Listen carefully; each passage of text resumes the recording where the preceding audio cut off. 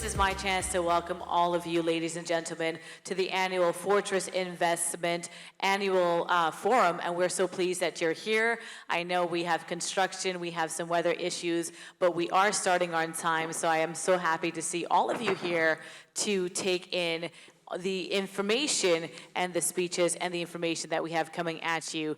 I'm the host, Caroline Reed, and it's a pleasure to be here once again. It's my third year here, but if it's your first year, we want to say that we are going to give you a lot of information.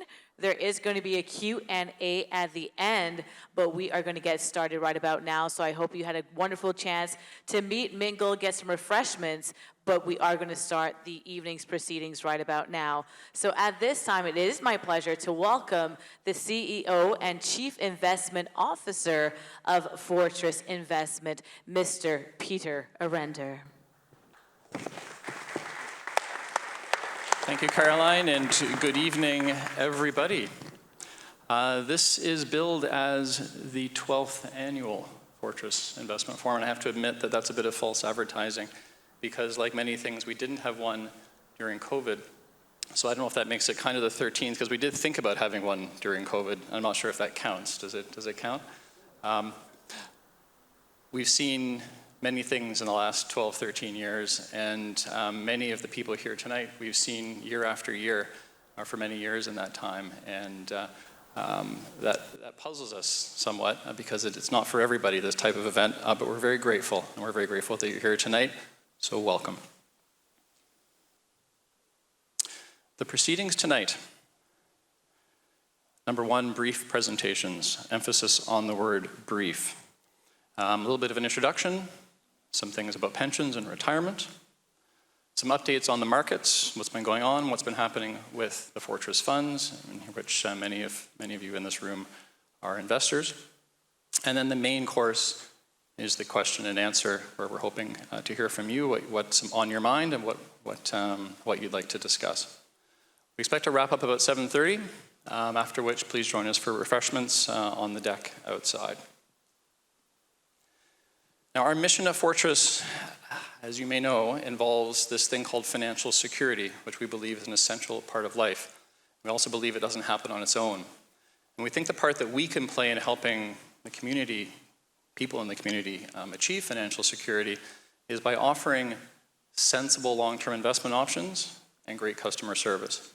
And hopefully tonight you'll get a little bit of the service, but you'll also get a chance to test us and see, is what we're doing really sensible? And I think that's really the point of tonight. Communication is a big part of what we do. This is a graph of the Caribbean Growth Fund, which is the first fund we started back in 1996. Started at $1, it's worth just under $8 a share now. And again, I expect that many of you in this room would be investors in this fund. The last couple of years have been a little choppy in financial markets, and stock markets globally, bond markets, and we'll get to some of that during the investment updates in a few minutes. 2023, the Caribbean Growth Fund was up about 5%. All of our funds had positive returns. Many are near highs or even at new highs in 2023. So that's positive. We also have seen continued growth in our assets under management. Total assets under management at Fortress are now about $850 million and across the various funds in Barbados dollars and US dollars. This is a graph of the last 5 years of the assets under management by fund. So in 2023, we saw some continued growth, part of that from investment performance and part, thankfully, from new investors bringing money to invest with us. In the last year, we also welcomed 2 new team members at Fortress, Mr. Hakeem Brewster and Mr. Shomari Simpson-Seeley. So I'd like to take this opportunity to welcome them officially to the team at Fortress. At this time, it is my pleasure to introduce the chairman and founder of Fortress Fund Managers, Mr. Roger Cave. Roger.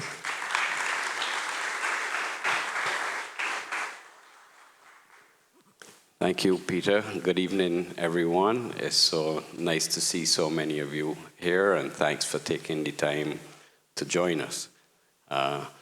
We have two of our original, from the original board here. So I see Mr. Ken Emery and myself. So Ken, a special welcome to you. So we go back to from 1997. So thank you for being here.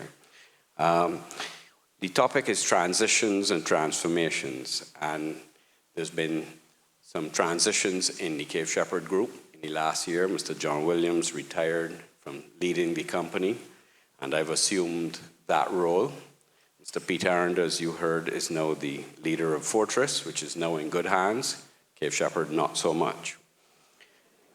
Now, the best kind of transformation, however, is when you move from being working to retirement. And for someone very important to all of us, that date is fast approaching on March 31st. So the great René Delmas will be joining the likes of John Williams and others. And I believe something he's been planning for probably since he started work some 40 plus years ago. Now, I want to talk a little bit about the background to our pensions business. And when we started it back in 2001, the idea came out. At the time, many companies were coming out of the DB pension schemes and going into DC schemes. And so there was just 4 of us on the team. We engaged a professional advisor from the US who I had met in the CFA program, advised on the structure of the fund and different classes of shares for young investors, middle age and older. And it needed to be unitized at the member level. And for those of you who know the pension fund, it was the design of that scheme. That was the fund side of it. We also then had the whole plan, and we worked with Charles Herbert at ECLA at the time to define a defined contribution cookie cutter plan, worked with a lady called Sue Rowland from Canada. So there was a lot then on the plan side. We then had all the technology issues to make it work, to upload all these contributions each month. And then to get approvals from the various regulators, Cape Shepherd was the test scheme. The one challenge we had, though, is we needed someone good to come and run and do all of this work. So we reached out and we found the great René Delmas was the person we were trying to attract. The one issue we had, though, this was a small scheme. We only had one thing, and it looked like with the business, really would be very difficult to make it viable. And René has a long time saying, which many of us have heard, that hope is not a strategy. So here it was, we were trying to get him to leave a good, secure job. He had been in the pensions industry, but was now in insurance, and come and work with this startup called Fortress. Anyhow, it took a good while, and after a lot of pleading and begging, he decided to take the plunge. And as we say, the rest is history.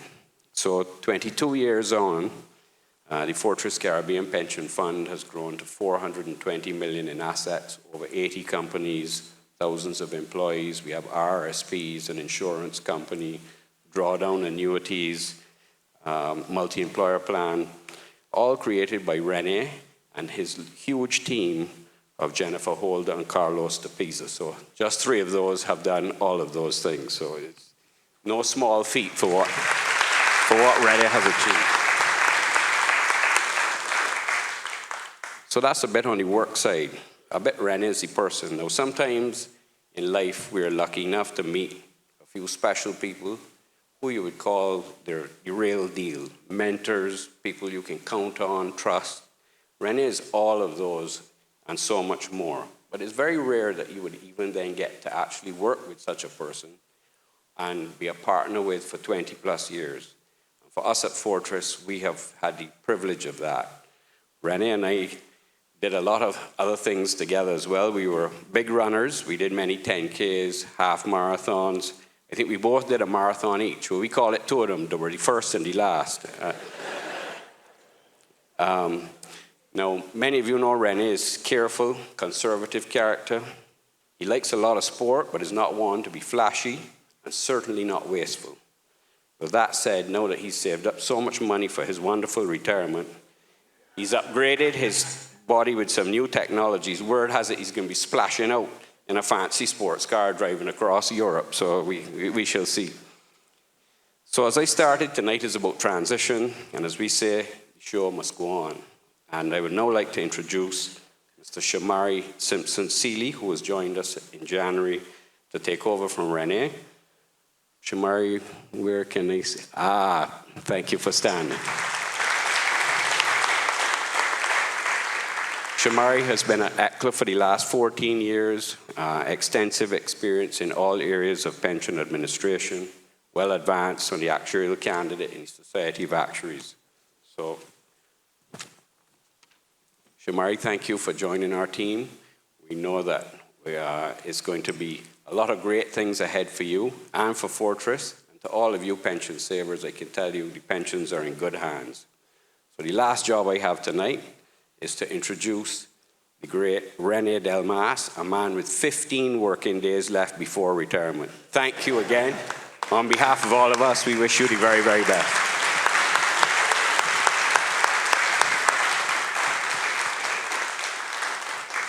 Welcome again. Thanks for the introduction, Raj.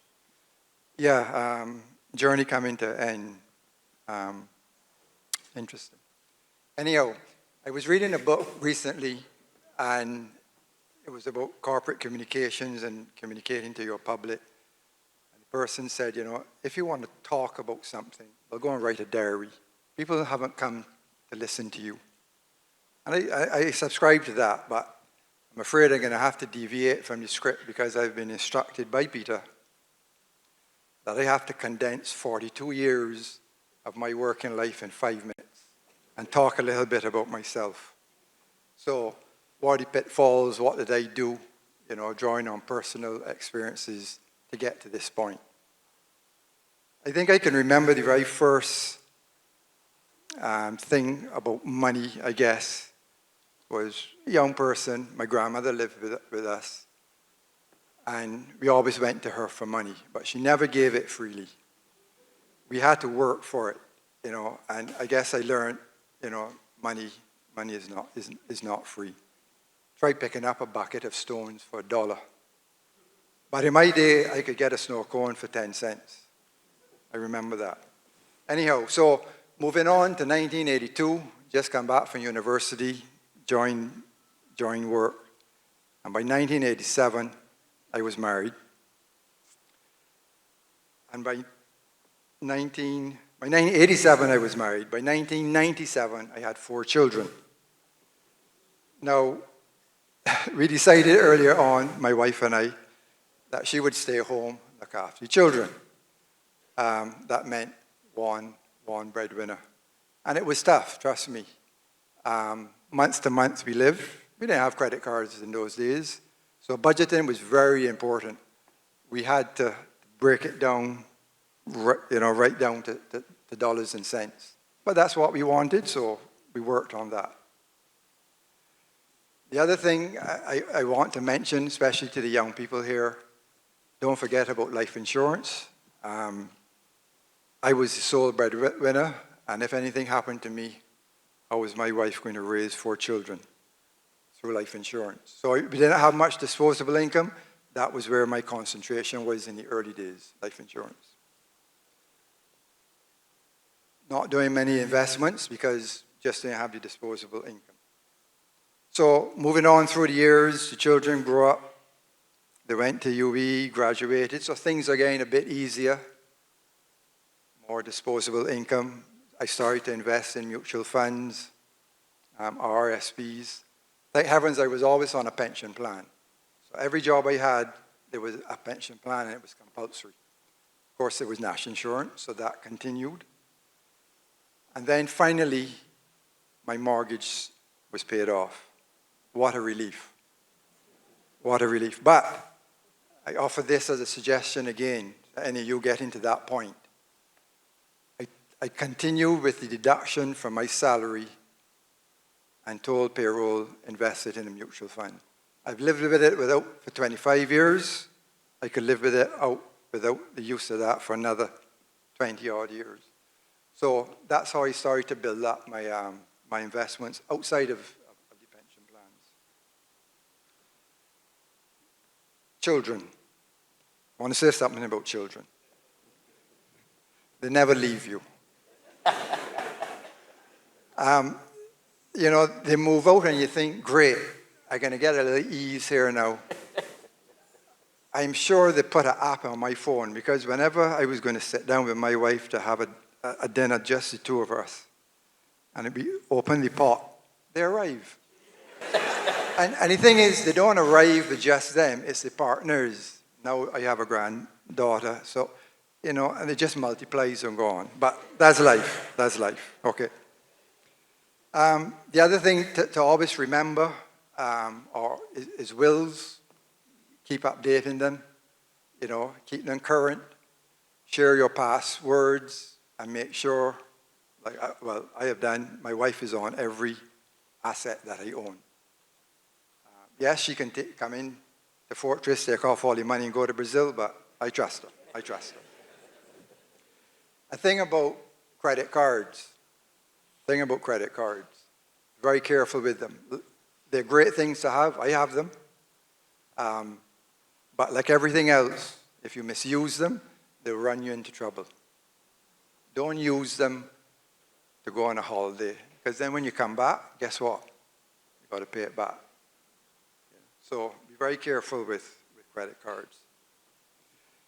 So as I sort of summarize my 42 years now in 1 minute, I'll just end by saying a few things. So forget about what René Delmas just said. I'll leave you with some principles, some one-liners that you can remember, especially the young person starting out on this journey, that will give you some good strategies to plan for your retirement. I think Roger said it, hope is not a strategy, right? You can't hope for anything. It takes deliberate action. You got to do something. As Peter says over the years, you got to spend less than you earn and invest the rest sensibly. So you got to get to that point where you're spending less than you earn.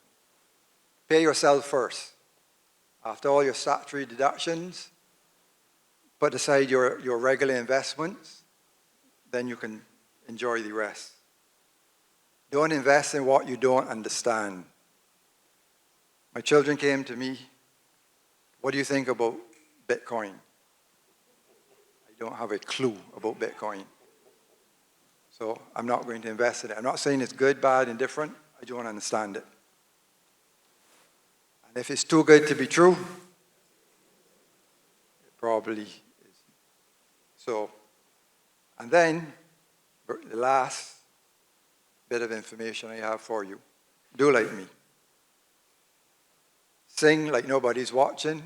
Dance like nobody's watching. Enjoy life along the way. Thank you all very much.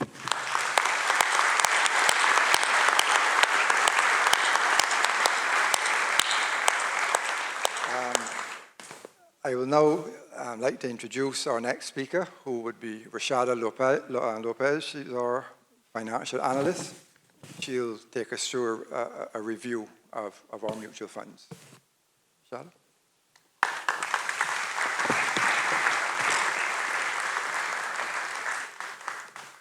Good evening, everyone. I'm very happy to be here today to walk you through our fund performance for 2023, as well as some market dynamics that would have accompanied in the year. I'll also briefly touch on our year-to-date performance for 2024, and also go into detail into some of the dynamics that we see happening so far for the year. So during 2023, there was a large fixation by the market on inflation and interest rates. So investors not only paid very close attention to any changes in inflation and interest rates, but became very sensitive to the way that central banks communicated their monetary policy going forward. As the year progressed, inflation meaningfully subsided, and at near year end, we got the much awaited Fed pivot, which is a shift to a softer stance on monetary policy. During the year, we saw very strong gains in US equities, and this was powered by the technology or the tech sector. And largely driving this was the excitement around AI or artificial intelligence in the US. Unfortunately, the geopolitical landscape that we observed last year was still problematic this year. We saw an increase in tensions, and this is important to us because these tensions threaten to put a dampen on the ease of doing business around the world and also global trade. Also, China was a weak spot for globally diversified investors like ourselves. There was a number of economic disappointments coming out from China, so their economic growth was weaker than expected, and their net exports were also weaker than expected. However, to provide some context to this, China was still the fastest growing economy among developed countries in the world. So now let's look at some charts that will help paint a clearer picture on exactly what we saw during 2023. So this chart plots the policy rates of 4 developed market central banks across the world. If we look back to 2020 when rates were near zero and compare them to where they are now at hovering around 5%, rates now are a lot higher than they were back then. And this is because central banks had to raise rates to tackle inflation. But the key point here is that rates finally stopped climbing during 2023. And the reasoning behind this is that inflation meaningfully subsided during the year. So this chart plots CPI, which is the Consumer Price Index for the US year over year. It plots CPI as a total, which is the blue line, and CPI on services, which is inflation on services, as the yellow line. So inflation meaningfully subsided during the year, and the Fed and other central banks did not have a justification to continue to raise rates because their aggressive monetary policy was working. However, the reason we haven't seen rate cuts and we've just seen pauses is because inflation still lays above the 2% target that central banks want to see. And this is because inflation on services remains elevated. As I mentioned before, during the year, we saw very strong gains in U.S. equities. The S&P 500 was up about 27% on a total return basis, but much of this return was driven by the Magnificent Seven tech stocks that were up on a total return basis of about 107% over 2023. And to provide context here, these tech stocks were down very hard last year. So this strong gain that we're seeing in 2023 was not only driven by the AI excitement, but a strong recovery in these stocks from 2022. So now let's get into actually how our funds did during 2022. This graph is a full suite of our funds. We have the US dollar funds at the top and the Barbados dollar funds at the bottom. Our flagship fund, which is the Caribbean Growth Fund, was up about 5.3% during 2023. And this was largely driven by the strong performance that we saw in our global equities. Over the year, Caribbean equities was pretty much a drag on performance. If we focus a little on the global equities, our international equity fund was the leader this year. This fund was up about 15% during 2023. The US equity fund followed closely by up about 14% during 2023. But our emerging markets fund lagged a bit. This fund was up 7%, and that is because China and in general our Chinese equities were a drag on the performance of this particular fund. In terms of our bond funds, all of our bond funds performed between the 4 to 5% range, and this was largely in line with the broad bond market during 2023. So now let's look at some of the factors that would have worked for us during 2023 and some of the factors that didn't work for us during 2023, starting with the factors that worked for us. So during this year, growth largely outperformed value, and this was by a very wide margin. Because we are value investors, our performance would look very different from the wider benchmark, which would have been driven by the performance of growth-type equities during 2023. As I mentioned before, Caribbean equities were very weak. The Jamaica and Trinidad index were both negative. The Barbados index was up a little, but this was only because of the strong performance in First Caribbean over the year. And since we are globally diversified investors and US largely outperformed the rest of the world in terms of equities, our performance would also look a little bit different on that basis. But because we are globally diversified investors and global equities were very, very strong during 2023, our performance was strong because we are invested all across the world. Our Japanese allocations, the holdings in our international equity fund, performed very well during 2023, and this really powered the performance in our international equity fund. In terms of our fixed income fund, our floating rate notes performed very well during the year, and this is because during the year, even though interest rates ended the year a lot lower, during the year there was a lot of upward fluctuation in interest rates. So on reset dates, our floating rate notes would have benefited from those higher interest rates that we saw. So now let's get a little bit closer to today. So far, the US economy is still surprisingly resilient and inflation is still very high.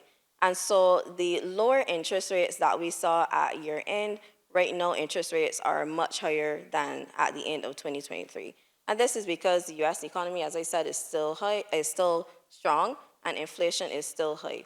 So investors had to recalibrate upwards their interest rate expectations. So those expectations for Fed cuts that investors would have priced in, they had to recalibrate that upwards. Also, the Japanese stock market is now at an all-time high. After being in recovery mode for about 30 or so years, that stock exchange would have been in a bubble in the 1980s, and so we're seeing the recovery there now.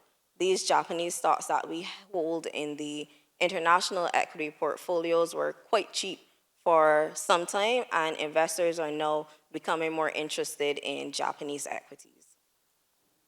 Unfortunately, the challenges that we would have faced in China during 2023 still continue. The country is still facing property sector problems, and so this still remains a weak spot for globally diversified investors. So now what about our funds for 2024? So far on a year-to-date basis, our funds are a bit little changed. Our equity funds have gained in general, and our bond funds are down a little. The Caribbean Growth Fund is up 1.6%, and this continues to be powered by the performance in our global funds.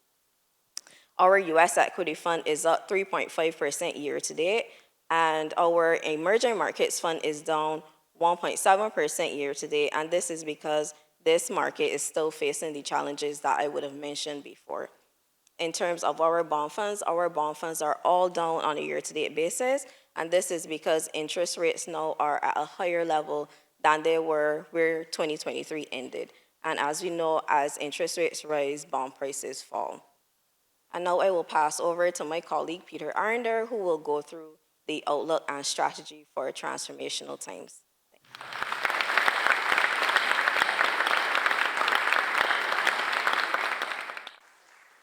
Thank you very much, Rashada. Good evening again, everybody.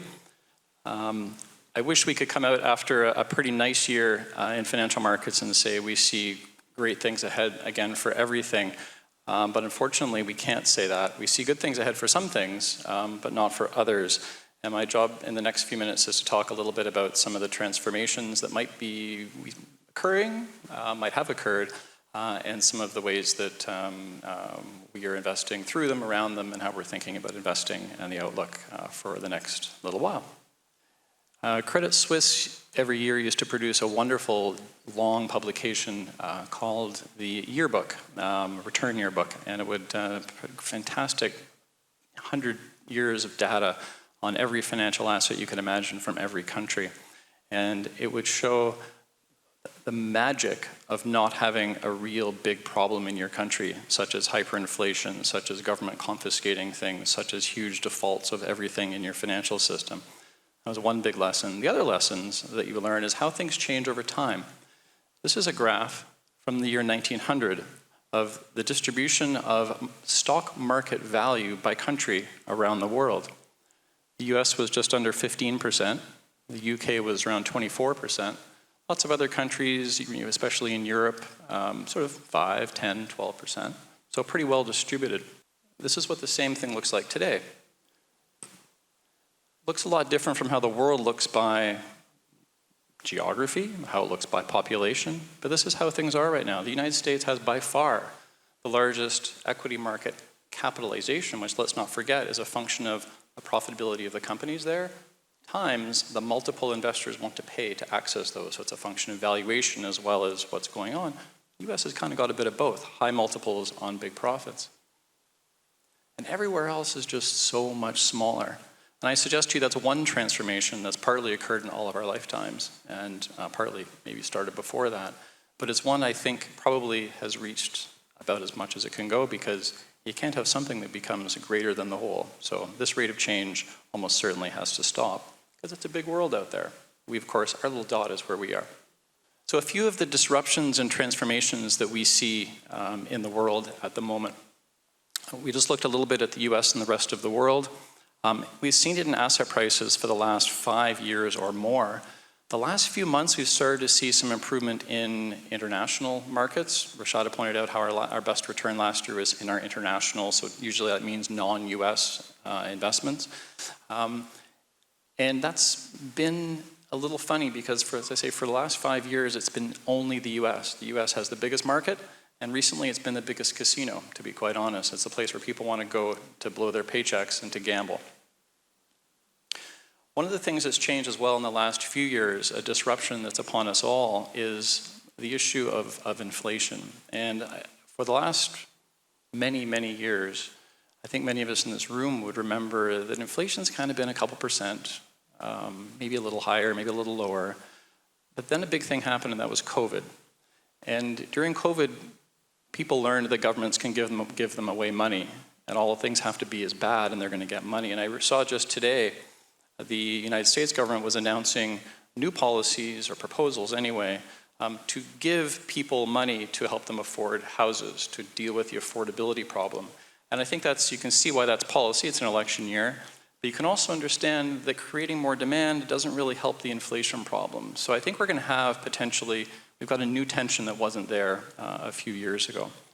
Wars and geopolitics, things are changing. They have been changing. They were changing even before COVID to some extent, where supply chains have been realigned, investors' money has been realigned. The good old days, I would say, of being able to put your money anywhere in the world and figure it'll be about the same as anywhere else, I think those have been disrupted and have transformed. Many of you may even notice when you do a Google search now and you get the results, they don't just say, hi, here are the results. They say, here are the results for Barbados. So the world is not all one big happy place in the way that it was several years ago. Then, of course, the artificial intelligence question, I'll leave that as an example of technological change because now it's artificial intelligence, next year it may be something different that we're preoccupied with. Here are a few suggestions of how we invest through transformation, disruption, uncertainty, things we can't predict. The first thing is to look for resilience, and by resilience we mean investments, if you're buying equities, companies that can still do well in difficult times. And we got a great window into that in COVID. Some companies were flat on their backs, needed government assistance, or went bust. Other companies did absolutely fine.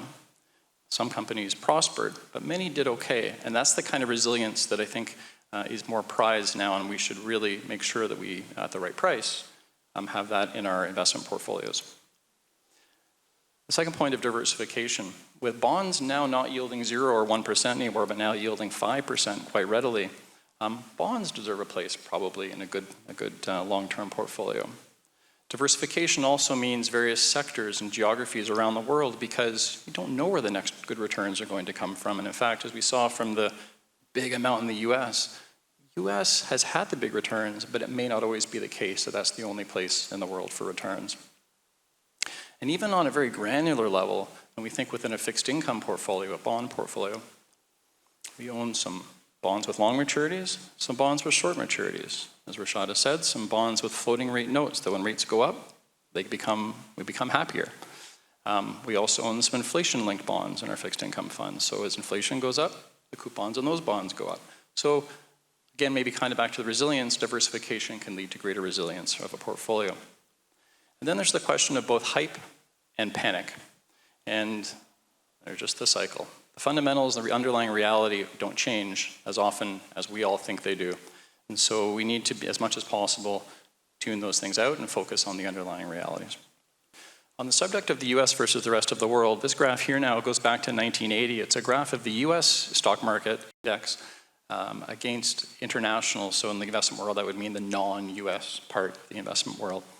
And before the year 2010, it was pretty much kind of a range. Sometimes the US did better, sometimes international did better. But it's really been a huge move that's taken us in the last 10, 15 years to extremely stretched levels. And I think it all feeds back into the earlier circle graphs that we looked at. The US is where the action has been, and I think I would suggest to you the US may not continue to be where all the action is to the same extent from an investment point of view. Another dynamic that is or potentially on the verge of transforming in the other direction for what it's been recently is technology in the US relative to the rest of the market. Rashada talked about the Magnificent Seven, so just focusing on the largest technology stocks. Technology had a big sell-off in 2022, big rally in 2023, but for the last few years, it's generally been stronger. It's led to that sector of the market being about as expensive as it's been back in the nifty 50 time of the 70s, the late 90s internet bubble. We're back at those kinds of levels again in terms of how stretched the technology sector is relative to all the other stuff you can buy in the US market, as an example. And I'd say that analogy is true of shopping around the world generally. Because the kind of boring thing that we do day in, day out is, this is a picture of a company's prospects, if you will. The straight blue line is what we would imagine are the earnings of the company. Generally, they're improving, going up and to the right. In the investment business, we love things that go up and to the right. The yellow line is the share prices. Remember that the fundamentals are what they are, but we always, as humans, imagine things are far better than they are at good times and far worse than they are at the bad times. So that's why things are up and down. And that's the bit about cutting out the noise, right? The cutting out the noise means focusing on the underlying realities as much as we can when we're investing. So our day-to-day work, a window into some of these things that are going on in the investment world, are three main buckets of how we invest in the global markets: are US, international, and emerging. And these are some stats on our funds, the characteristic of the stocks we're finding to put into those funds at the moment. In the US, where the average price-to-earnings ratio is around 21 times, our portfolio is just under 17, great companies at great prices. On the international side, the index is cheaper and our stocks are cheaper again, but look at the difference. You can buy good companies at a significant discount, 12 times earnings only. And then when we get into the emerging world, here we're down to only 8 times is the average price to earnings of our portfolio. And the whole, I would say the emerging universe is a bit less uniform, a bit tricky, but you can buy great companies at great prices there. Quite a different situation from what we have in many parts of the United States market. So a few notes just on the investment outlook as we look forward from here. The saying always goes that predictions are difficult, especially about the future, but I won't make predictions, of more a few things we might look to expect.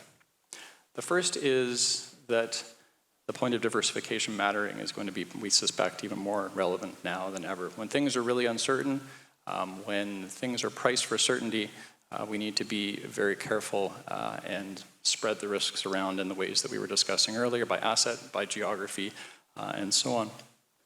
Many US assets we think are priced for poor returns, but when we look farther afield, we look in the bond market, we look in international markets, we're actually finding things with good return prospects. Be careful about the expectation that inflation may go away right away, that it's going to get put right back in the box. I think inflation is much a political phenomenon as a monetary one, and those things don't go away right away. And finally, just to invest where there's room for error. When we say something looks expensive, what we're often saying is we think it's not got a lot of room for error. And maybe things turn out great, but as we all know in life, things don't always turn out great. So when we're investing, we want to make sure that we're not paying prices that are embody too much good news. Before we move on to your questions, I wanted to spend a couple of minutes just to revisit the question of Barbados and our fiscal situation here, because we do invest in Barbados fixed income instruments. Barbados since 2018, why 2018? It's because this is what happened in 2018. This was the time that the debt restructuring, the default occurred in Barbados on the government of Barbados bonds, our government. They went issue by issue. This has to do with treasury bills. This was what was offered in exchange for 90-day treasury bill instruments, so things that were meant to mature in 3 months. The government, our government, extended those maturities to 10 years. The main holders of treasury bills are the commercial banks, so it's not surprising why they got a little bit grumpy after this happened. It knocked the present value down by about 40%. The thing that I would note is this free money, pretty free, provided effectively by the commercial banks, subsidizing all of us, subsidizing our government, is 5.5 years into that 10-year period. So not about to end, but it will end. Series B bonds, another big chunk of money that was restructured, or bonds that were given as restructured bonds, started with an interest rate of 1%, but we're now 5.5 years into this. So the interest rate's gone from 1% to 3.75%.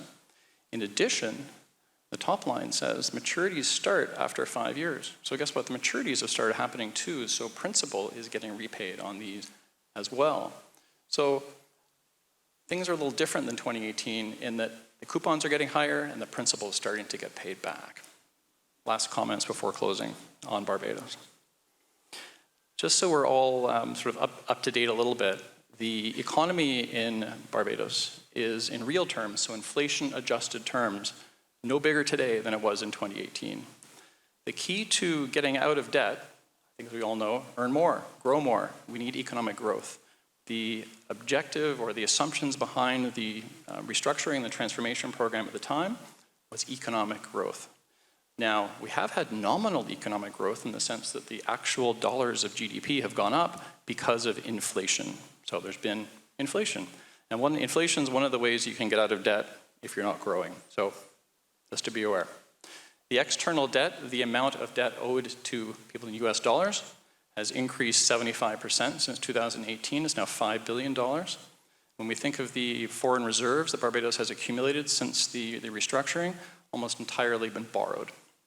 Now, remember the graph that Rashada showed of all the interest rates being really low and then getting high? Our government was borrowing at very low rates. As those things mature, it's going to be a different story with higher rates, so costs will go up. We saw how restructured bonds, coupons are rising, and domestic issuance is going to be resuming.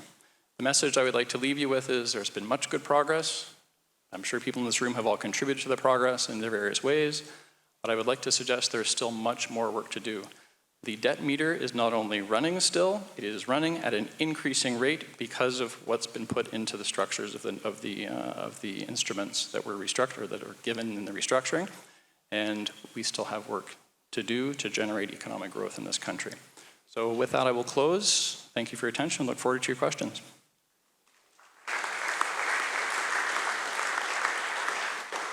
Thank you so much to our speakers so far. And this is, I know, is just a little bit of what Fortress fund managers do, and you may have your questions. So at this time, I just want to remind everyone that we do have a WhatsApp number for you to send your questions to. However, we are going to give precedence to those who are in the audience. We have ushers standing by with microphones so that you can ask our wonderful, knowledgeable panelists some of your questions. So make sure that you just raise your hands and we'll make sure that we get you a microphone and you can ask your question. So at this time, I would like to welcome to the stage the marketing manager of Fortress Fund Managers, Ms. Kim Howard, who's going to lead the next segment for this evening.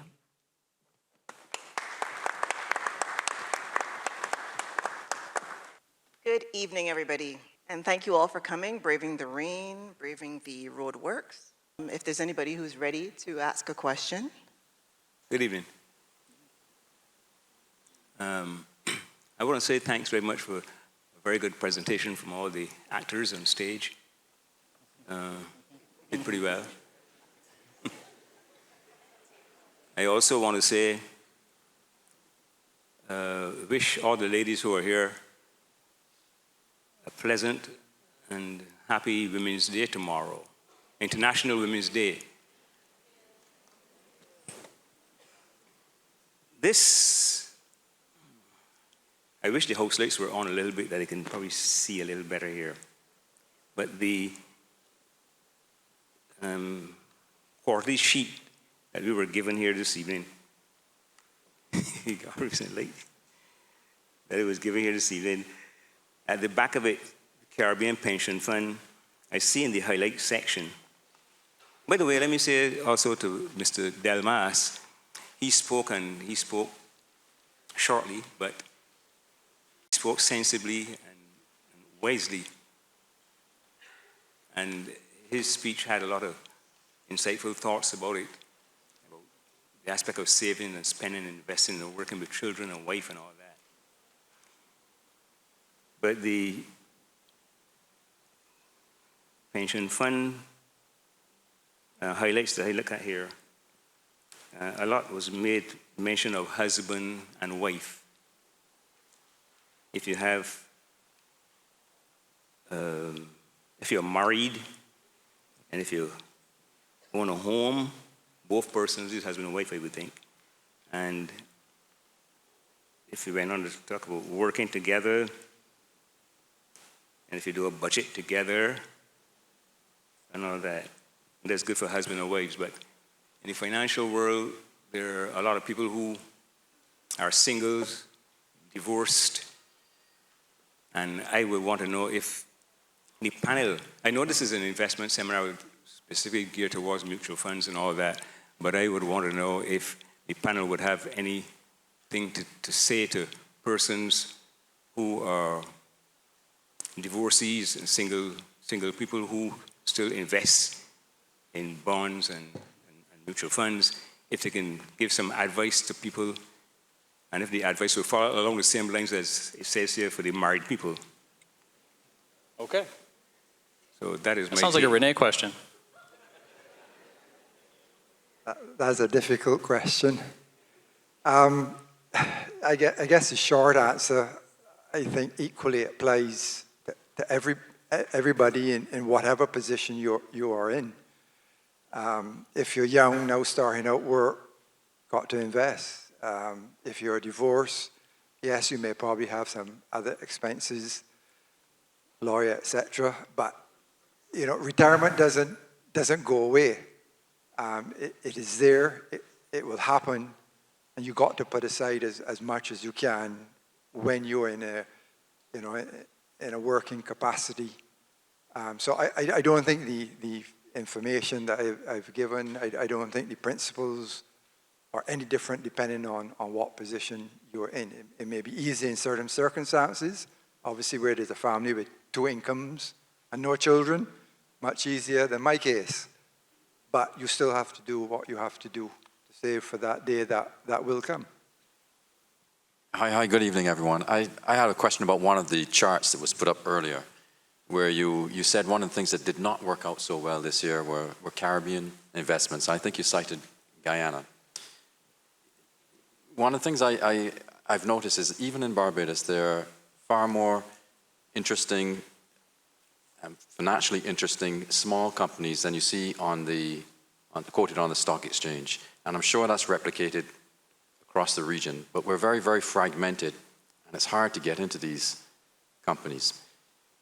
Do you see a day or a strategy by which that fragmentation could be overcome? And that's both currency fragmentation and regulatory fragmentation that would allow Barbadians via Fortress to invest more in these homegrown companies. And when I say there are many more than are commonly understood, that's if VAT statistics are to be believed. You can see in there that most VAT is paid by about 1,000 small companies turning over between $5 and $20 million.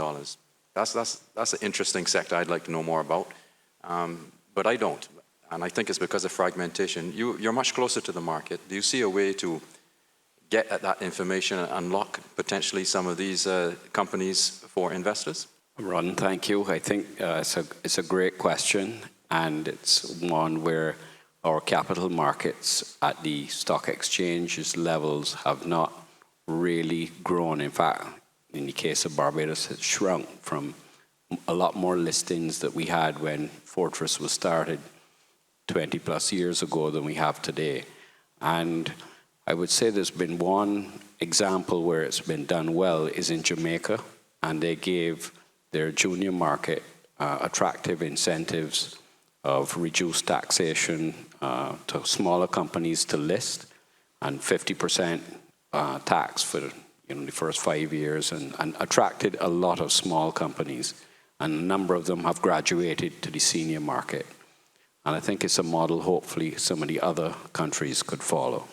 So I don't know if that would help, but you're exactly right. And for many small companies, they're outside of the investment universe for funds like Fortress, because there's just no way to get capital to them. I actually had a question picking up on that. Guyana's economy has been having some significant growth. Why is it that their stock market is down? Just to say that Guyana certainly has come a long way from where it was. In the early days of Fortress, we invested in Guyanese shares, and they have gone up multiple times from where they were back then.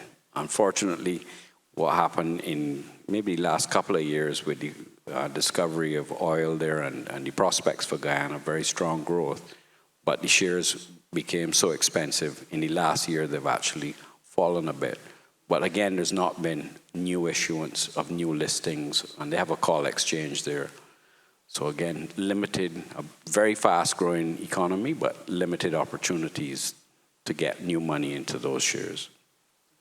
If I could add as well, I think that the Guyana experience is a great example of how the investment world's a little bit weird and backwards compared to what most people might expect. Because most people hear a company's growing super fast or an economy is growing super fast, therefore you must be able to close your eyes and buy their stocks there and you'll do well.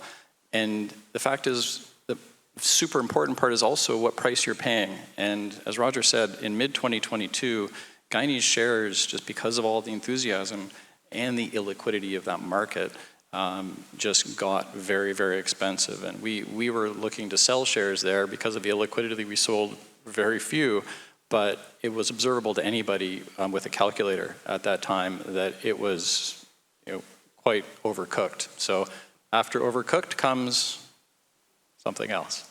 Yeah. I'm going to throw a question back to Roger, maybe. What role can Fortress play to improve the Barbados Stock Exchange? Can we play a role? I'm not sure what that role is, but I think that yes, we're one of the larger institutional investors in the market, and there's a lot of excess savings in Barbados. We would love new listings that would come on the market to be able to invest in, but I don't remember the last time we had a new initial public offering in Barbados. So we certainly could play a role, but the listings are not there.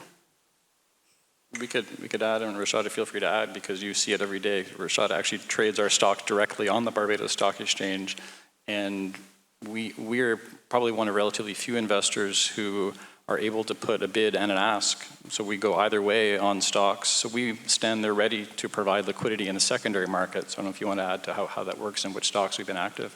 Yeah, just to add to the answers that were already said, so I think we actually do already play a part in helping the capital market of Barbados. As Peter correctly said, we stand on both the buy side and the sell side of a lot of the listings on the Barbados Stock Exchange. And so we stand to provide liquidity if there is any sellers, and we stand to buy as well if there are any buyers. But the market is pretty illiquid, and so we hardly see any volume on a day-to-day basis.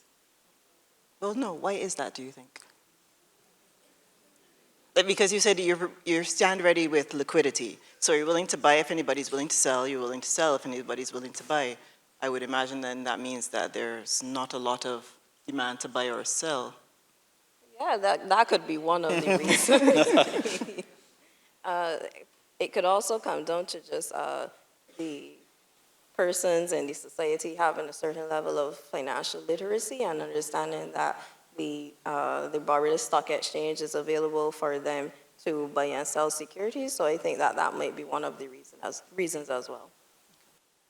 And I guess that probably ties in with something that Renee mentioned earlier, where he said, don't invest in something that you don't understand. But I think there's information out there that people can seek out. You were going to say something, Peter? Yeah, I was just going to say it's a bit of a chicken and egg question, I think, as well, in that sometimes it's kind of cool to go to a restaurant with only 3 things on the menu, but mostly people don't like to do that. And that's kind of what we have here in the Barbados Stock Exchange, is there's not a lot of stocks that really are viable for people to buy and sell. And so I think it's the more the thing builds to be something of interest, I think possibly then the more you also get people who might be interested in participating, yeah. I have a question here from the audience down front. Okay, I'm just going to put my comments in quickly. First, I'd like to tell Renee a happy and healthy retirement. I hope you have a long, long, long, long and prosperous time. I don't know if I'll ever see the red car, but if I see one zooming along the ABC highway, I'll know it's you. I'd also like to say that I'm sure that the Fortress team will continue your tradition of excellence. I just want to add a little bit more to the discussion in terms of capital markets. I think one of the core things that we are perhaps not discussing is perhaps the reluctance of Barbadian companies to use the stock market as a funding mechanism. It's much easier to pick up the phone, especially with the way the interest rates have been in Barbados, and call your banker. And your banker will try to facilitate you. And many Barbadians, we prefer to own 100% of a little thing than 50% of something bigger as well. So I think a large part of it has to be a cultural shift, or a shift whereby people can see a benefit to listing on the stock market. The second point I wanted to make in terms of the discussion with respect to capital markets, I think we have to have a bigger ambition. We have to get our capital moving regionally and moving efficiently regionally. And it's at a loss to me how we have so many small exchanges throughout the Caribbean, and there could be no central mechanism whereby large companies which are capitalized throughout the Caribbean can be moving through these stock exchanges well, and small entrepreneurs can be using or working through stock markets in their country to be able to access capital throughout the region. And I really think it's incumbent on financial institutions like sizes such as yours to find a way to start talking to each other about this problem and put some more pressure on the powers that be. Thanks. Thank you for that. Very fair points. I'm going to imagine what the questions were in there, so I'll just jump in. They're great comments. Thank you. And I think you'll find that we couldn't agree more. And Roger, probably since you started this business 27, 28 years ago, those have been issues. And Roger served on the board of the BSE for years, and you could probably add how the projects for. Well, I'll stop talking. You can add. No, and I think there have been several efforts to try, and I think there is one now again at the Caribbean Private Sector Organization. There is a study again to try to merge the exchanges into one, and I think it would, to Lisa, your point, would make an enormous difference to a lot better liquidity where, investors across the region would be trading on one market instead of many small exchanges. But it needs to happen, but we've been talking about it for a lot of years, and it needs execution now. But there is work being done on it, again. I think the biggest question that winds up coming when you start to think of the mechanics of sort of joining regional things together is that everybody likes to have control of their own currency. And that's always kind of the stumbling block is once you start having stock markets that kind of are things are fungible, as they'd say, between them, then you have to make currencies that are also fungible between them. And I'll tell you what, I've only lived here 20 years, but that's not something we like around here. So, and we're in the right building to say that. Everybody likes to have the control of the currency. And so I think there are some pretty deep-seated things to attack. And I would also just add the issue of regulation, because we always have the problem of scale in this country and in other small countries, because there's a significant regulatory burden to being a listed company on a stock exchange. And in addition to the things that you quite rightly point out about the listing, it's easier to call the bank and so on. It's also, when you look at raising capital, equity capital is expensive, and then you've got this huge regulatory burden. Who's going to do it? Huge expense. It makes it more expensive. So there's some other factors at play as well. Okay, thanks for that. We did have a question here at front. Ken Emery. On this, at the macro level, there's been very little mention in Barbados of what's happening in Ukraine and the Middle East. Is that better? Sorry, there's been very little mention of what's happening in the Ukraine and the Middle East. And this is dominating investment with sanctions and everything else. It's having a big impact on inflation. That could get worse if Putin gets more eccentric. And I just wonder how you feed that into your equations. Thanks, but that's supposed to be the friendly corner of the room, by the way, so thank you. Ken, thank you. That's a great question, and we have to have really no choice, I believe, than to put that in the category of things that we can't figure out what will happen next. We have to, sitting here in Barbados, assume that any range of things could happen next. Some of them could be very bad, and some of them could improve the situation. We don't know. But I believe absolutely everything you've just said is true. There are obviously horrible human impacts to the conflicts, and there are economic impacts to the conflicts. I would say that a silver lining to the COVID episode, COVID times economically, was that companies learned really fast how to change things around and make how they operate more resilient. So it was kind of a dry run for what's now happened with Panama Canal, Red Sea, things that used to be made in Ukraine or Russia, the supply chains all changing. That happened so fast and is still happening. Less reliance on China, all the trends towards friendshoring or reshoring in the US and other places. So I would say that's a bit of a silver lining, that maybe the world is, and the companies in which we invest and others invest, are maybe better able to handle what may lie ahead. But my view is we have nothing on that other than to accept that there's a wide range of possible outcomes and rely on resilient companies, diversification, and just sensibly investing to get us through. But we had another comment from the friendly corner, just that the question and comment, isn't the size of the USA stock market also reflective that many of the companies actually operate globally, and so it's not just an investment in the American economy? So it's skill, I guess. Absolutely, absolutely. Similarly, though, the other companies, other countries' companies operate globally too. So it's in the way of the world. I think it's absolutely true. But it's true there are German companies that operate around the world, and Swiss companies. Anybody bought anything from Logitech? We're shareholders in Logitech. It's a Swiss company. So anyway, I think it's a very fair point. And one of the things that U.S. businesses have done very well is to move low value added, or even the US economy generally, to move low value added things somewhere else and keep high value added things in the US. And in the last few years, one of the things that's been pressure on inflation is because of security concerns, some of those low value things have had to be brought back. All right, I have a question here about bonds. Okay. The screen will stay awake. Right. Given that the government is repaying bonds at a higher rate to the public and other investors, and at the same time repaying their international debt at a higher interest rate, what, in your opinion, would the local investment market look like, and what investment strategies would you suggest to best match the outlook? We can also skip.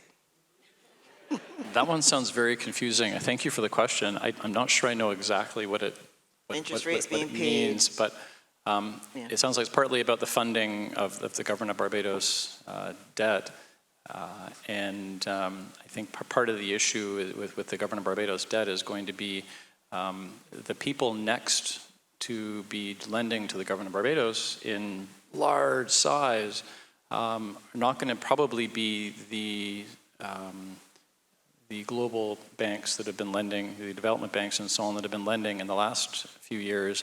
There'll be all of us in this room. And that's the next step is significant issuance right here in Barbados.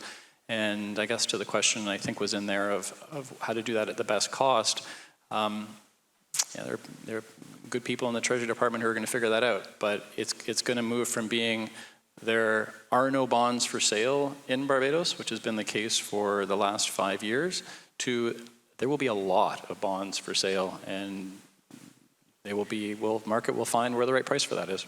Okay, thank you. All right, we have a question from the audience. I see someone here in the middle, and then I think there's someone up at the top as well. So we'll start with the person here in the middle. Okay. Could you stand when you're asking your question, please? Sure. Hey, good night. My question was, I've been coming to this forum for a few years now, and one of the things a couple of years back that was mentioned was the junior stock exchange in Jamaica. Do you think that's something that Barbados can benefit from? Are we past that? Is that something that Fortress can be a catalyst for pushing? When I look at the mature companies in Barbados over the years, there's always this sadness after a few years when the directors become of a certain age, they end up selling to overseas companies, whether it be Trinidad or Canadian companies or one of the more recent ones, a British company, rather than opening up to the Barbadian market and saying, hey, you guys can become owners of a Barbadian-owned company and let's keep it homegrown and in the best interest of the Barbadian market. What are your views based on your insider knowledge, and how do you think that this can propel the market for Barbados? Thank you. Rashada? Yes, of course. So yes, I do agree that having or incorporating a junior market structure like Jamaica would definitely help our stock exchange, because it can help smaller companies list, as you mentioned, on the stock exchange, so individuals or retail investors can have access to invest in those companies. However, it largely would depend on efforts on both the private sector side as well as the public sector side. And so, yes, I do agree that a structure like that can help advance our capital market.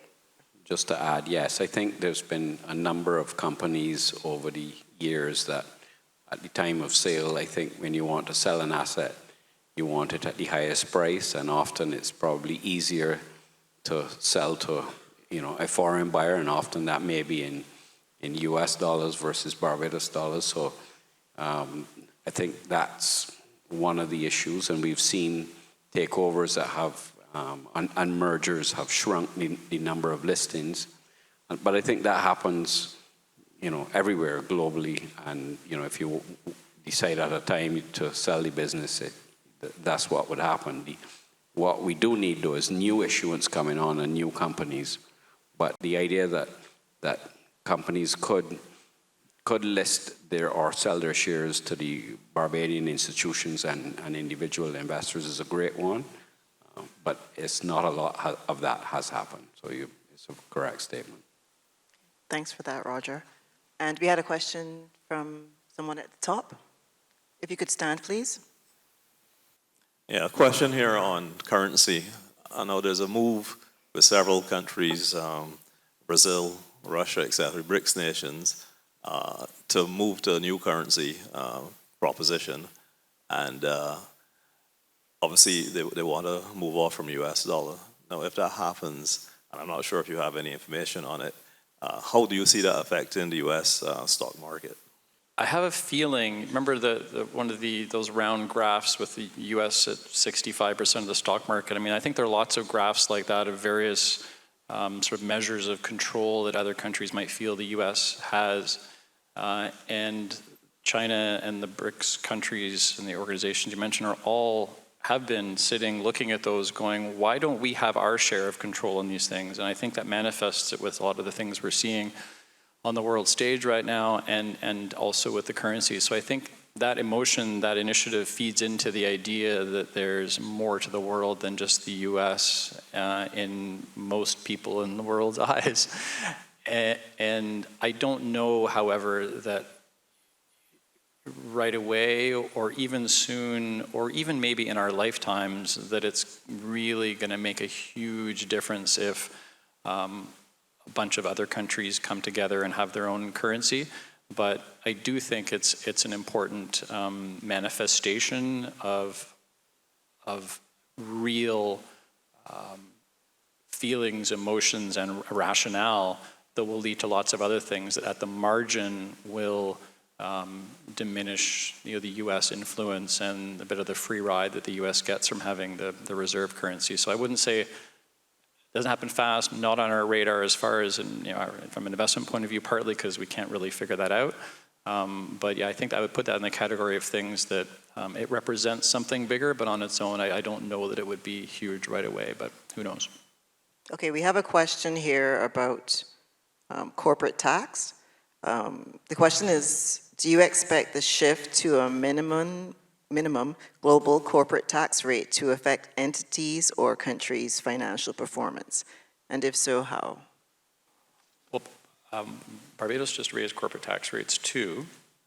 And we had the experience in the US seeing it from investing in US stocks. I forget how many years ago it was. It might have been 2017, big tax cuts for companies came in the States.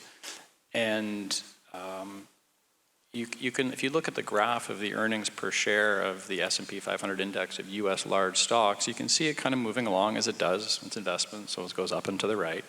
But then you can see in 2017 or whatever year it was, ding, and then it continued on its path. That was a tax cut.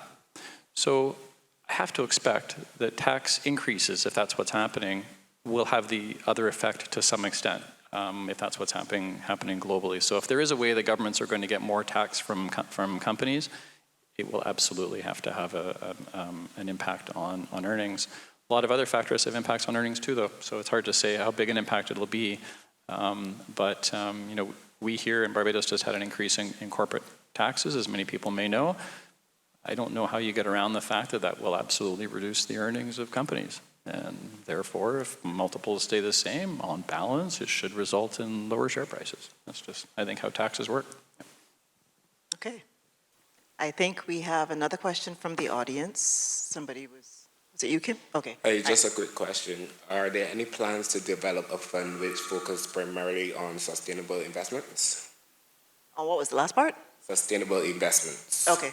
So this question relates directly to ESG. So the quick answer is no, we would not tend toward strictly creating an ESG type fund. However, we're looking at very interesting ways to incorporate ESG and ESG metrics into our portfolio. And we're looking at it more so on a risk perspective. So looking at how ESG, how well companies are doing in that space and how they contribute on a risk perspective to our portfolios. But the hard and fast answer is no, no direct ESG type funds we're looking to offer. And is that related to the whole question of diversification? Or not necessarily? It could relate to diversification. However, we are value investors, and so we're looking for reliant companies as well as companies with very durable balance sheets and companies that are trading below their intrinsic value, and that is the type of funds that we would look to create and look to run rather than predominantly creating an ESG type or a sustainable type fund. Understood. Yeah, I think it's a great point, and I guess in general, we think of ESG, which stands for environmental, social, and governance, and I think sustainability is a subset of that. It's not like we're against it. And in fact, we own shares in companies that have their main business in that area, but we already have a fund. To the extent that there are good investments to make in that area, we can make them. As with anything, the interest in sustainability as a theme will have its ups and downs. I mean, it was everything a few years ago, and then people in the United States and some other countries started getting, people in our exact position started getting sued by their clients for investing like that, and that changed the outlook slightly. Because it's very hard to get everybody in this room, let alone all 10,000 of our clients, to agree that we're to do X from a non-financial point of view. So, there are plenty of companies that are sustainable. The companies that are not sustainable will not last long in the current world and probably not in the world of tomorrow. And I think to Rashada's point, we consider our job to be to find good, resilient investments to make at reasonable prices. And many of those, to the extent they're available, could be classified as sustainable. Yeah. Maybe I can ask one of go the ahead. investment team. Now, the market in Hong Kong, I think, is all the way back to the levels that it was in the 90s. And it's a lot of Hong Kong listed shares are invested in China. And that market is extremely depressed and cheap. What's the view of the Fortress investment team on that?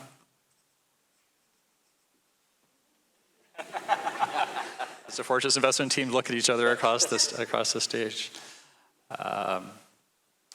Well, I think when I started speaking tonight, I mentioned that after a good year, you wish you could say that there are a bunch of great things still to buy around the world, and that there were great prospects ahead from a ton of cheap assets, and it was a really rich environment for opportunity. And that's not the case right now. There are things that in the investment world that range from pretty good. They've got some things that wouldn't go near because they're too expensive. Lots of things that are middle. Some things are actually quite good. Very few things that are just wow. This is like the Guyana stocks when Roger bought them 20 years ago. The Jamaican stocks that they were giving away 10 years ago before they then rallied 5 times to their highs. But that area right now is China. Is there anyone in this room who hasn't heard about what a basket case China is? That's information in the investment world. The place in the world right now that has the best opportunity to not go up 10%, 20%, but to go up 80% next year, if things kind of are okay, is the depressed China stocks. Having said that, there is absolutely no way that anybody should go out and put 100% of their portfolio in China stocks. So that's where we get into how do you, the diversification question, controlling risk and putting the right amount of loading of it in, but yeah. I could also add to that. So if we look at some of the Chinese holdings that we have in the portfolio, our emerging markets portfolio, if we compare the earnings growth to the performance in the share price, it's a big divergence. And so as Peter correctly mentioned, these are trading very cheaply, and we like the stocks that we have in the portfolio, but we have to ask the question, why are these stocks trading so cheaply? Like, what is the information that is embedded in these stocks? And just because we like them, just because their earnings are growing, there might be some underlying risk that we are not privy to. And so, yeah, we do like some of these stocks that we're seeing, but we're cautious in adding to our Chinese equities. I have a question for Renee. May I ask a question? I have one for him too, so go. As long as I can still ask mine later, thank you. Well, the question is the double tax on pensions. I don't think it would be an investment forum if you didn't speak on that, Renee. So is there any update on that? Has it been eliminated? Has there been any change, any movement at all? And maybe for those who have not heard you speak on it multiple times, just explain what I mean when I say double taxation on pensions. Well, years ago, I think that up until 2015, any monies an employee put into an individual pension plan or group pension plan, they had, when they filed the income tax, you can use that as an allowance to obviously reduce your tax. That was removed in 2015. It's still off the books, as it were. But what wasn't removed was then when if you got a pension or you got a refund after 2015, you also got taxed on it. A lot of people don't even know when you get your NAS pension, which you have funded that with after-tax dollars, pension goes on to your income tax as taxable income. So I'm no economist. I know there's one in the back there, so I'm going to be very guarded. But so, people think it's unfair. You're taxed twice because you still have contributions. You still want to contribute for your retirement, so you put that in with after-tax dollars, and then when you get it back out at the end, you get taxed again, obviously maybe not at the same rate. And people think it's a disincentive, but I guess my response to that is that retirement is not going away. Whether there are tax incentives or not, it would be great if we had them again, but retirement is not going to go away just because there are no tax allowances to have anymore. Thank you for that. Peter, do you still have another question for Renee? Thank you. It's a quick one because we often talk about the accumulating of assets for retirement, the saving, the investing, the building up, and I wanted to. I'm sorry if it's nosy, but I wanted to know about the income part of that. Once you're retiring, what is the structure that generates the income, and what are the options, and what are you doing? I haven't retired yet, so I don't know. But generally, the law sort of dictates that when you retire, you have a pot of money. Let's say 100,000, easy math. You can take 25,000, which is 25% as a tax-free lump sum. The 75% now is what has to be used to give you a monthly pension for life. And that is done through normally a fixed income annuity with an insurance company. And they will take your age, the $75,000, whether you have a spouse, lots of different options, and put it in a black box, and out comes a pension. And that's what they're prepared to pay you. You take it or you leave it. The other alternative that exists with Fortress is a variable annuity. So unlike the fixed one, you sort of take ownership of the assets, you take on the risks based on markets, and your pension can vary from up or down from year to year. Okay? So you can't take it all out in cash. You can only get that 25% maximum. The balance has to be paid to you in the form of a monthly pension. And that's everywhere. That's not peculiar to any pensions that Fortress may hold or anything like that. That's through registered pension plan. That's driven by legislation. Right. Okay. All right.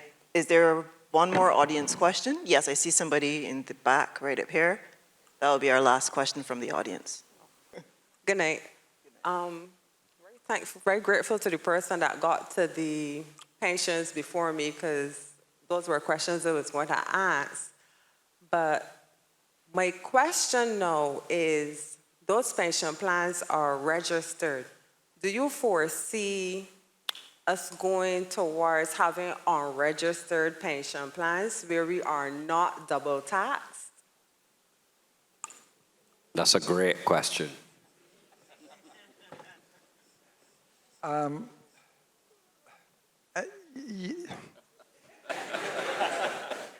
Yeah, I mean, Yes. you can have the beauty of a registered plan, especially when you had a tax allowance, was, the employee benefited, their dollar turned into $2. They then got a tax break on what they contributed. It was great. The employer continued to get an expense from what they contributed. So I think in any population, there are going to be employers that want to assist their members and are willing to do it. Whether they're willing to do it against this regulatory background, which can be cumbersome, can be expensive. They may say, well, look, I'm going to just give you a 5% increase and you do what you like with it. Invariably, that's not the best option, because invariably the employee doesn't save it. It is spent. So, yes, there are going to always be employers that are going to want to do the right thing and the correct thing, but they may take the path of least resistance and go the unregistered route. But again, that's not always the best thing, because then employees may be able to gain access to their monies when they leave, when otherwise they couldn't have. It is then spent. It is not reinvested for retirement. So yes, they may very well drive part of the business that way, but there will always be those employers that want to do the right thing. You know, it really depends. Renee, can I ask, how many new companies or new pension plans have come your way in the last few years? I would say very, very, very few, as in probably none. I don't know about the other providers, of course, but yeah, the traction towards having a formal pension plan now is not great. It's not great. And of course, that's worrying, obviously, for staff. Absolutely, and I think a lot of new companies would have come. We have a multi-employer plan.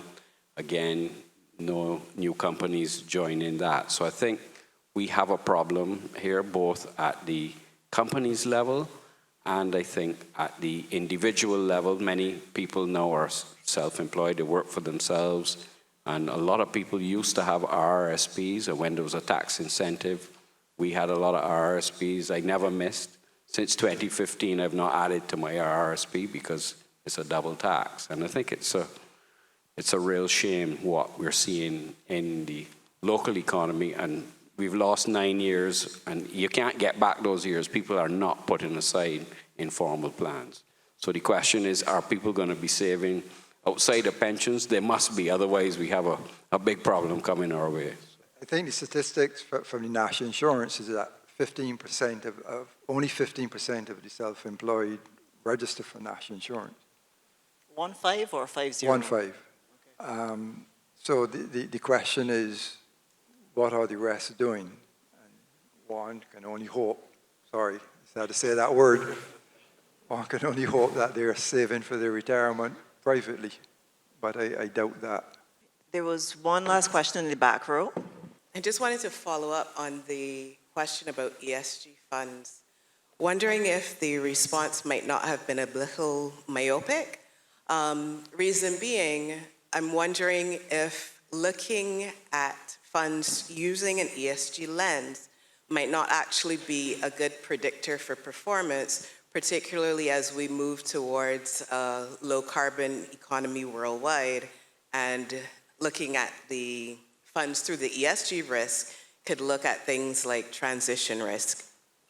Yeah, thank you. You're exactly right. You called it. We gave you short shrift on the answer. Here's a bit of a deeper answer.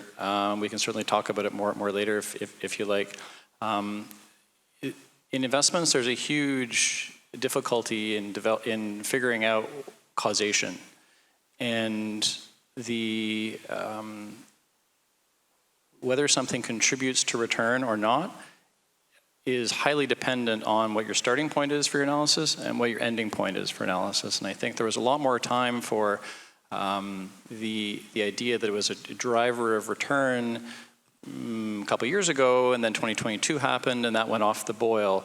But I think it'll come back. I think it's a fair point. And there are definitely, especially government mandates around the world, where they just want good ESG scores in their portfolios, even though it's very muddy waters to determine A, how to measure ESG things in a portfolio, and B, whether it does actually contribute to performance. So I think it's a pretty complex question. We've done some work on it. We're doing work on it. The area that I think we've seen that we are looking at has more to do, I think, when you raise the transition risk, is the word risk.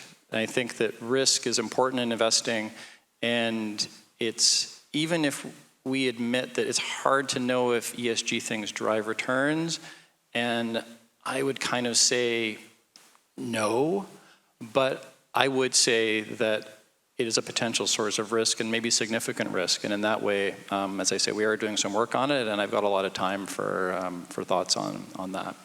Thank you all very much for your questions. I know that there are some of the WhatsApp questions we've been trying to answer some of those off stage.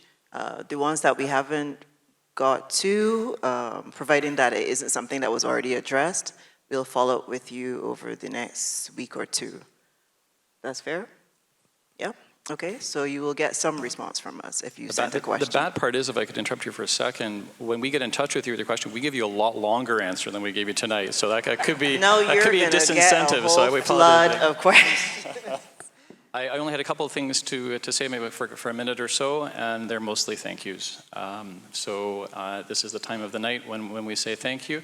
I also am taking away some good comments about ESG, about capital markets, concern about changes in the world and transformations and various things. So I want to start by thanking everybody here for coming, and to thank you very much for your questions. Thank you for investing with us.